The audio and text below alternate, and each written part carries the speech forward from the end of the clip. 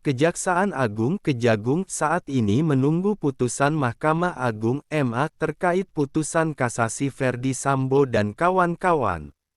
Namun Kejagung menyebutkan jaksa saat ini tidak bisa mengajukan peninjauan kembali PK sebagai langkah upaya hukum selanjutnya karena telah ada putusan Mahkamah Konstitusi.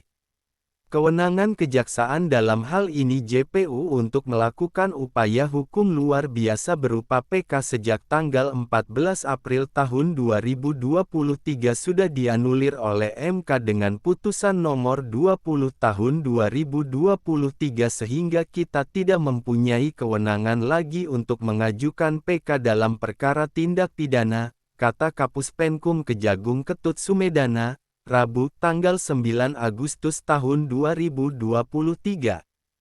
Namun, Ketut mengatakan, terdakwa Ferdi Sambo DKK masih memiliki kesempatan untuk mengajukan upaya hukum PK apabila masih ingin mengajukan haknya. Sebab, putusan MK tersebut hanya membatasi jaksa mengajukan PK. Tetapi yang mempunyai kewenangan adalah tetap terpidana atau ahli warisnya. Kita dengar dulu nanti setelah dilakukan eksekusi, setelah statusnya terdakwa ini menjadi narapidana, maka yang bersangkutan juga diberikan kesempatan untuk mengajukan PK yang diatur secara hukum atau konstitusi, katanya. Diketahui, sebelumnya Mahkamah Konstitusi (MK) memutuskan menghapus pasal 30C huruf H UU Kejaksaan. Jadi, kini jaksa tidak boleh mengajukan PK. Gugatan itu diajukan Notaris Hartono.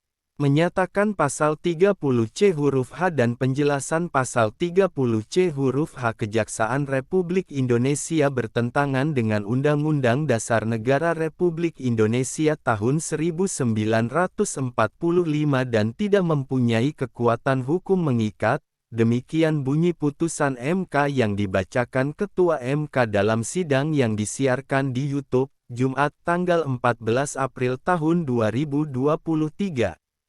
Pasal 30C huruf H UU Kejaksaan yang dihapus berbunyi.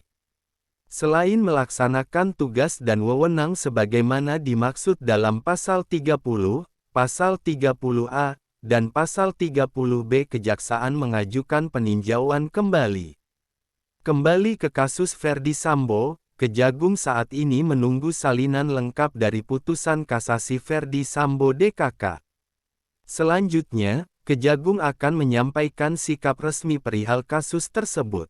Kemudian kami akan menunggu proses selanjutnya adalah pengiriman salinan putusan secara utuh dan lengkap dan kami akan pelajari tapi ada hal-hal yang perlu kami sampaikan apakah sikapnya ke depan akan seperti apa, ujar Ketut.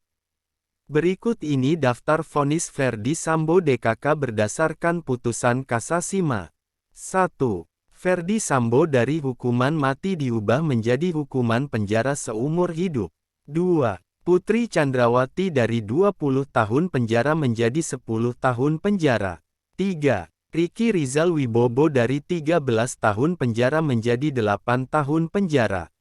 4. Kuat Ma'ruf dari 15 tahun penjara menjadi 10 tahun penjara.